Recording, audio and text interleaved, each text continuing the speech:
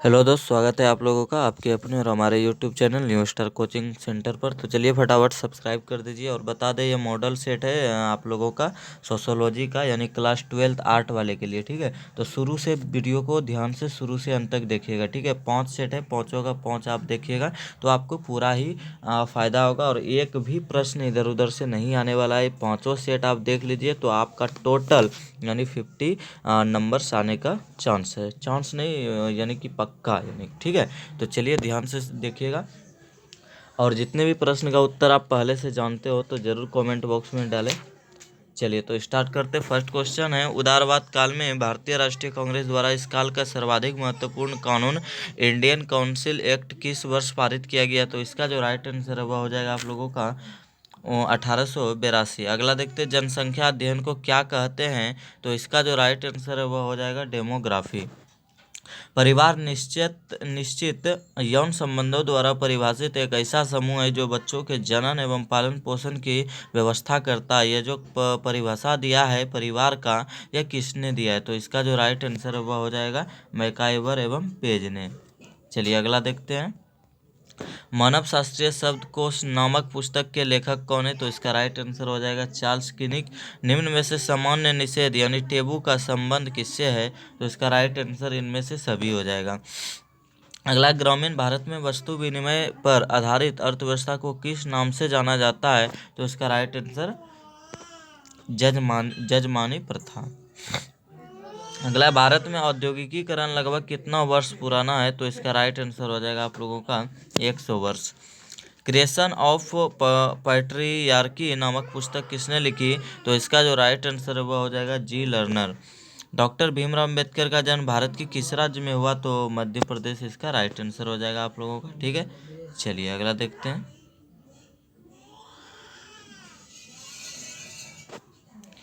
अगला है, मंडल आयोग के अध्यक्ष कौन थे? मंडल आयोग के अध्यक्ष कौन थे? तो इसका राइट आंसर हो जाएगा आप लोगों का चंदौसुरी प्रसाद मंडल।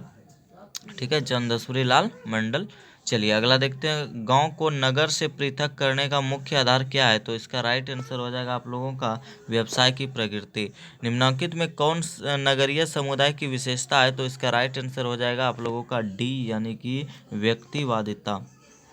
चलिए अगला क्वेश्चन देखते हैं, निम्न में से कौन ग्रामीण समाज की विशेषता है? तो इसका राइट आंसर हो जाएगा आप लोगों का डी यानी कृषि व्यवसाय।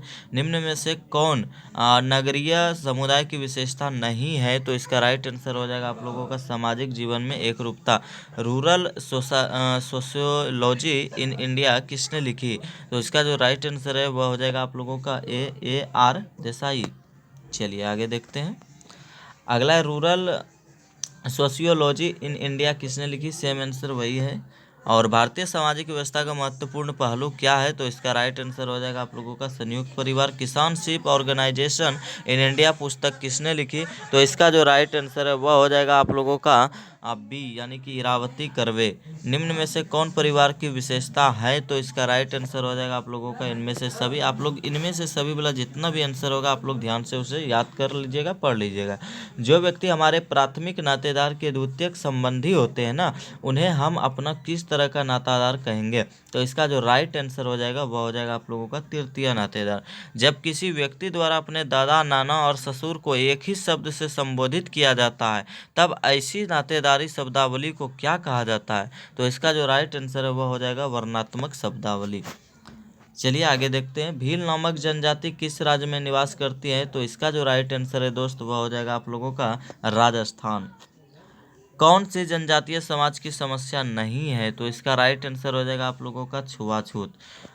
पर संस्कृति ग्रहण का संबंध किससे है? तो इसका राइट आंसर हो जाएगा आप लोगों का संस्कृति से। निम्न में से कौन पिछड़े वर्गों के लिए बनाए गए कमीशन के प्रथम अध्यक्ष है? तो इसका जो राइट आंसर है वह हो जाएगा बी यानी कि काका कालेलकर। चलिए आगे देखते हैं, आगे है, जातीय पूर्वाग्रह क्या अर्थ है? तो इसका राइट आंसर हो जाएगा आप लोगों का डी यानी किसी जाति से संबंधित अवैज्ञानिक एवं गलत अवधारणा। भारत में एक राष्ट्रीय न्यास की स्थापना किस श्रेणी के विकलांगों की सहायता के लिए की गई है? तो इसका जो राइट आंसर है वह हो जाएगा आप लोगों का बी यानी मानसिक रूप से विकलांगता व्यक्ति।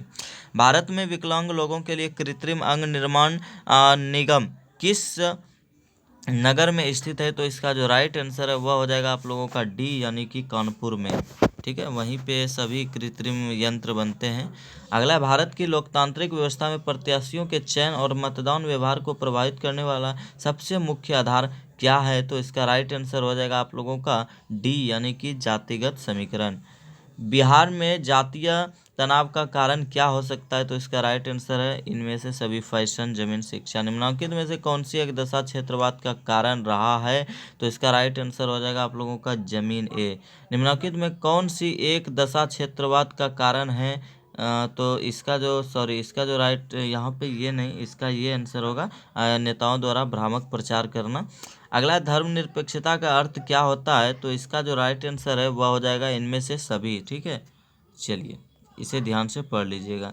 अगला, पश्चिमीकरण को किस तरह की अवधारणा माना जाता है? तो इसका जो राइट आंसर है दोस्त वह हो जाएगा आप लोगों का तटस्थ अवधारणा। पश्चिमीकरण की अवधारणा किसने विकसित की थी? तो एम.एन. श्रीनिवासन ने। याद रखिएगा 33 का आपका ये आंसर। निम्न में से किस आंदोलन का संबंध पर्यावरण समस्याओं से जुड़ा हुआ था? तो इसका जो राइट आंसर है दोस्त वह हो जाएगा आप लोगों का चिपको आंदोलन। अगला है, निम्न में से संस्कृतिकरण की अवधारणा किसने विकसित की? तो इसका जो राइट आंसर है वह हो जाएगा एस.एम. श्रीनिवासन। इसका भी सेम आंसर।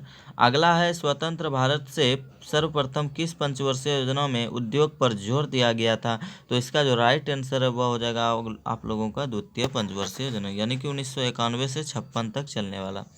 अगला, 11वीं पंचवर्षीय योजना का काल क्या रहा? तो इसका जो राइट आंसर है वह हो जाएगा आप लोगों का सी यानी कि 2007 से 12। पंचायतों को बल प्रदान करने वाला विधेयक संविधान के किस संशोधन द्वारा लाया गया? तो इसका जो राइट आंसर है वह हो जाएगा आप लोगों का 73वां संशोधन। स्वतंत्र भारत के लिए नए संविधान को किस सन से लागू किया गया? तो इसका राइट आंसर हो जाएगा दोस्त आप लोगों का सन 1950।